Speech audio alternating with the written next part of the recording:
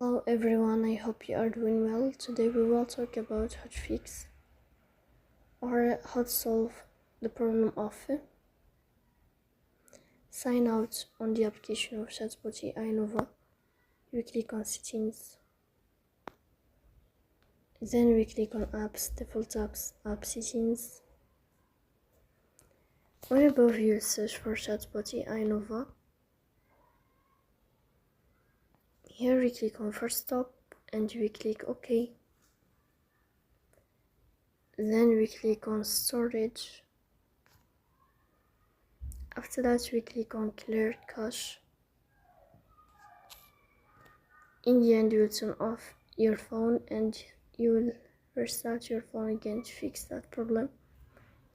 So please don't forget to support us by like and subscribe. See you next time and thank you for your watching.